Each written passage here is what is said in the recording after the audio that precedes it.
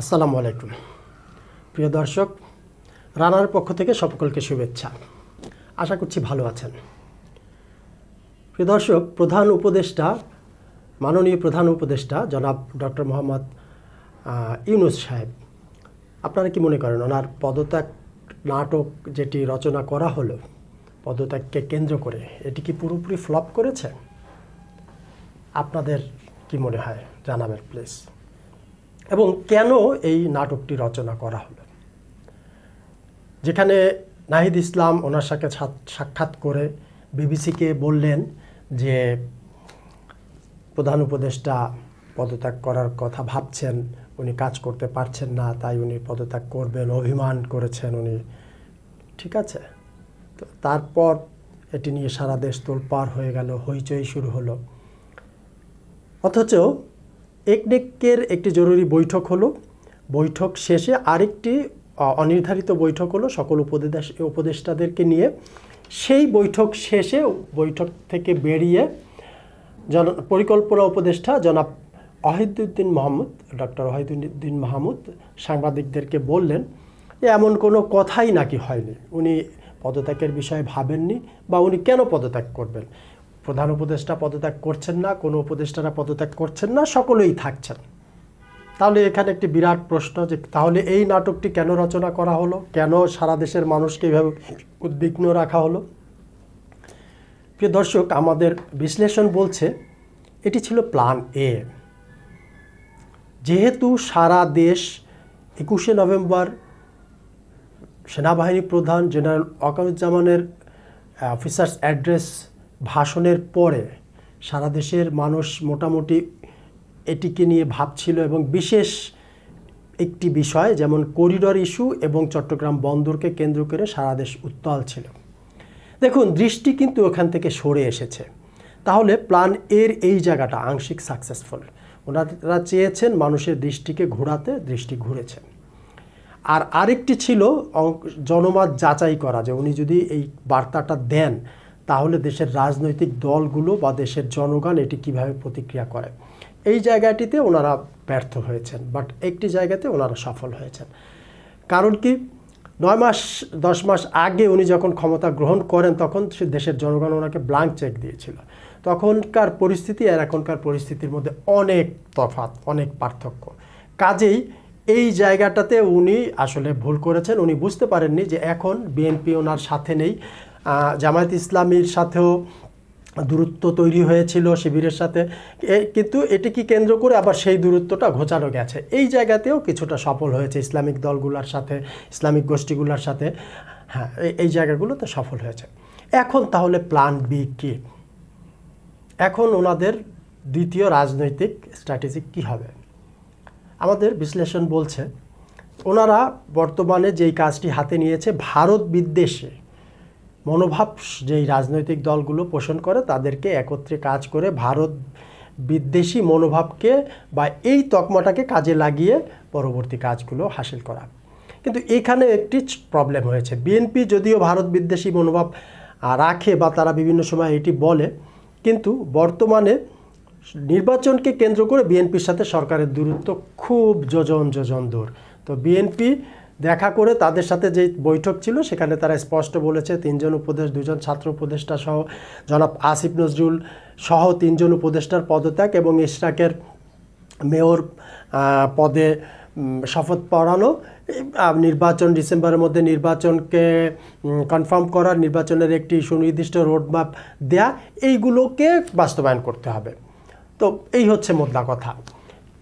এখন দেখুন, ইতিমধ্যে সরকার সমর্থিত একটি গোষ্ঠী ইনকিলাব মঞ্চ নামে জাদুঘরের সামনে তারা কিন্তু ইতিমধ্যে একটি অবস্থান কর্মসূচি শুরু করেছে। এই ইনকিলাব মঞ্চ আপনারা লক্ষ্য করে দেখবেন এটি আসলে সরকারের মদতপুষ্টই, এনসিপিরই বলতে পারেন একটি বি টিম। আবার এইদিকে এনসিপিও মাঠে নেমেছে, তারা হলো স্থানীয় সরকার নির্বাচন আগে চায়, তারা আজকে আন্দোলন করছে।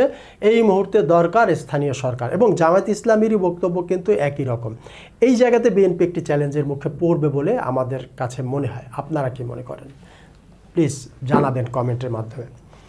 এখন আমরা অন্য আরেকটি বিষয়ে যাব। যেমন দেখুন, ভারত বিদ্বেষী মনোভাব আমরা পোষণ করি, কথায় কথায় আমরা ভারত বিদ্বেষী স্লোগান দেই, যেমন দিল্লি না ঢাকা, ঢাকা ঢাকা।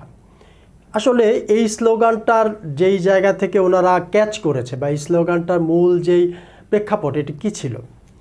আমরা 71-এর আগে, স্বাধীনতার আগে আমরা পাকিস্তানের একটি অঙ্গরাজ্য ছিলাম, পূর্ব পাকিস্তান। তখনকার প্রেক্ষাপটে যেহেতু পাকিস্তানের পশ্চিম পাকিস্তান থেকে ঢাকা বা বাংলাদেশ বা পূর্ব পাকিস্তান পরিচালিত হতে একটি অঙ্গরাজ্য ছিল, এই প্রেক্ষাপটে তখন স্লোগান ছিল পিন্ডি না ঢাকা, ঢাকা ঢাকা। দেখুন, ওই সময় 69-এর গণ অভ্যুত্থান থেকে শুরু করে 71-এর মুক্তিযুদ্ধ পর্যন্ত বেশ কিছু স্লোগান বাংলার ছাত্র জনতার মুখে খুব পপুলার ছিল। যেমন 69-এর আইয়ুব বেরিদি আন্দোলনে ছিল তুমি কে আমি কে, বাঙালি বাঙালি। 71-এর স্লোগান ছিল বীর বাঙালি অস্ত্র ধরো, বাংলাদেশ স্বাধীন করো। তখনই ছিল এই পিন্ডি না ঢাকা, ঢাকা ঢাকা। আবার পাশাপাশি ছিল পাঞ্জাব না বাংলা, বাংলা বাংলা। তোমার আমার ঠিকানা পদ্মা মেঘনা যমুনা, তুমি কে আমি কে, বাঙালি বাঙালি। ঠিক আছে, তারপরে তোমার নেতা আমার নেতা, শেখ মুজিব শেখ মুজিব।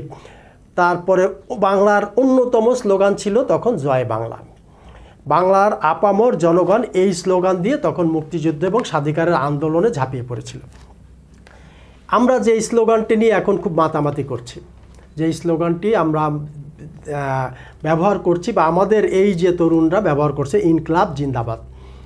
আমরা একটু এই স্লোগানটা সম্পর্কে বিশ্লেষণ করি। দেখুন, এটি হলো 1929 সালে এপ্রিলের দিকে ভগৎ সিং এবং তার সহযোগী বটুকেশ্বর দত্ত, ওনারা তখন ভারত যেই ব্রিটিশ বিরোধী আন্দোলন ছিল, সেই তৎকালীন ব্রিটিশ ভারতীয় আইনসভায় বোমা হামলা করে এবং বোমা হামলার সময় এই স্লোগানটি দেয় তারা, ইনকিলাব জিন্দাবাদ বলে। পরবর্তীতে তাদের অ্যারেস্ট করা হয়, অ্যারেস্ট করা হলে আদালতে তোলা হলে তারা আদালতে বসে এই স্লোগান দিতে থাকে, ইনকিলাব জিন্দাবাদ। এবং পরবর্তীতে দিল্লির হাইকোর্টে আপনার এটা সাধারণ এর মনোযোগের জন্য এটা দিল্লি হাইকোর্টে জায়গা করে নেয় এবং তারা 1929 সালে জুন মাসে যেই একটি বিবৃতি, যৌথ বিবৃতি প্রদান করে, সেই বিবৃতিতে এই স্লোগানটি সম্পর্কে বলে এবং এটি জায়গা করে নেয়। এছাড়া এই স্লোগানটি প্রথমে হলো গিয়ে আপনার 1921-এর দশকে বা 1920-21 সালে তৎকালীন আপনার ভারতীয় ইসলামিক পণ্ডিত ও উর্দু কবি, ভারতীয় স্বাধীনতা সংগ্রামী, অন্যতম কংগ্রেস নেতা, বিশিষ্ট কংগ্রেস নেতা, ভারতীয় কমিউনিস্ট পার্টির আবার উনি প্রতিষ্ঠাতা ছিলেন, হযরত মোহনী। ঠিক আছে, উনি এই স্লোগানটি প্রথম মোটামুটি বলা যায় ভারতে পপুলার করে। এই ইনকিলাব জিন্দাবাদ শব্দটি হচ্ছে উর্দু থেকে ফার্সি থেকে উর্দুতে এসেছে। ঠিক আছে, মূলত ইনকিলাব হলো বিপ্লব, জিন্দাবাদ দীর্ঘজীবী হোক। তাহলে আমরা যদি এটির পট বিবেচনা করি, তো আমরা ভারত বিরোধী মনোভাব পোষণ করছি, আবার ভারতীয় রাজনীতির, ব্রিটিশ বিরোধী রাজনীতির একটি স্লোগানকে আমরা ধার করছি। 47-এর কথা বলছি আমরা, কিন্তু 47-এ যখন পাকিস্তান ভাগ হয়েছিল ভারত থেকে, তখন ইনকিলাব জিন্দাবাদ কিন্তু মুসলিম লীগের স্লোগান ছিল না। এই ইনকিলাব জিন্দাবাদ স্লোগান ছিল কিন্তু তৎকালীন ভারত এবং ব্রিটিশ বিরোধী আন্দোলনে ভারতীয়দের পক্ষে যারা ছিল, যেমন জওহরলাল নেহরু, তারপরে আপনার নেতাজি সুভাষচন্দ্র বসু, বিশেষ করে যারা সশস্ত্র আন্দোলনে, ভগৎ সিংয়ের মতন যারা বিশেষ করে সশস্ত্র আন্দোলনের মোটিভটাকে পালন করতেন এবং এইটাকে ধারণ লালন করতেন, তারা হলো এই স্লোগানটা তৎকালীন সময় দিয়ে থাকতেন। তাহলে আমাদের প্রশ্ন হচ্ছে, জয় বাংলা থেকে এই ইনকিলাব জিন্দাবাদের বাংলাদেশের প্রয়োজনে বা প্রেক্ষাপটে কতটুকু গুরুত্ব বহন করে? 1। 2 নম্বর, 71-এর প্রশ্নকে পাশ কাটিয়ে 47-এর ভারত ব্রিটিশ ভারতীয় আন্দোলনের একটা স্লোগানকে আমরা আমদানি করে কতটুকু নিজেদেরকে সুশীল বলে দাবি করছি বা কতটুকু আমরা রাজনৈতিক সচেতন বলে এখানে দাবি করার চেষ্টা করছি।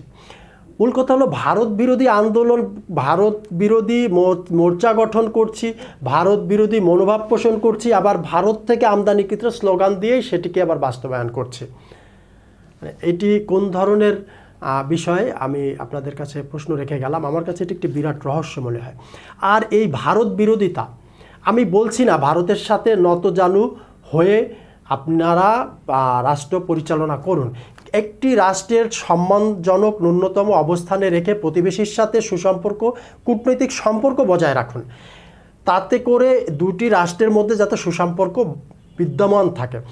একটি রাষ্ট্রের সাথে সম্পর্ক খারাপ করলে সেটি যে পরিস্থিতি কোন দিকে নিয়ে যেতে পারে আমরা কিন্তু কিছুটা হলে ভোগ করছি।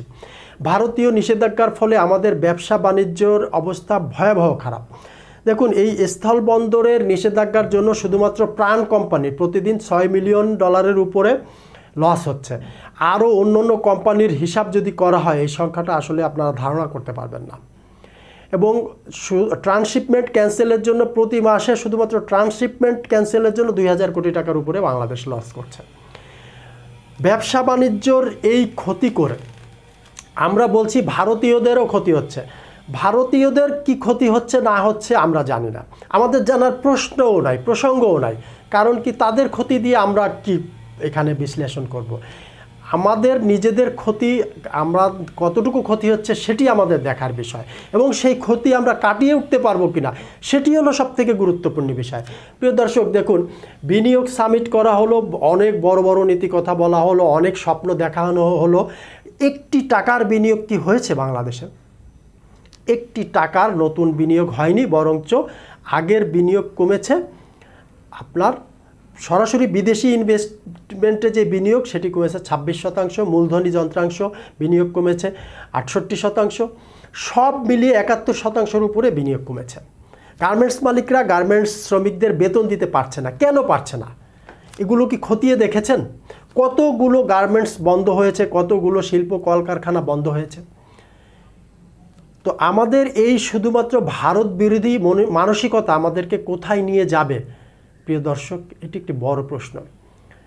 নতজানু পররাষ্ট্র নীতির কথা আমি বলছি না। ভারত, মনে রাখতে হবে, আমাদের প্রতিবেশী। আপনি চাইলে হয়তো আপনার স্ত্রীকে পরিবর্তন করতে পারবেন, বা আপনি চাইলে আপনার বন্ধুকে পরিবর্তন করতে পারবেন, কিন্তু আপনি চাইলেই আপনার প্রতিবেশীকে পরিবর্তন করতে পারবেন না। এটি পরিবর্তন করা যায় না, এটি পরিবর্তনযোগ্য নয়।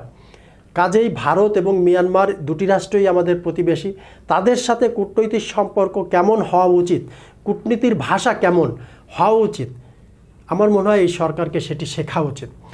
এই ভারত বিরোধী মনোভাব দিয়ে খুব বেশি দিন কাজ করা যাবে বলে মনে হয় না। তো প্ল্যান বি হয়তো তারা অ্যাপ্লাই করেছে, এটি আমাদের কাছে একটি প্রশ্ন। এই প্রশ্ন আপনাদের কাছে রেখে গেলাম প্রিয় দর্শক, আপনারাও চিন্তা করে দেখবেন। ভালো থাকবেন, সুস্থ থাকবেন। দেখা হবে ইনশাল্লাহ আবার আগামী পর্বে। আজ এই পর্যন্তই। আল্লাহ হাফেজ।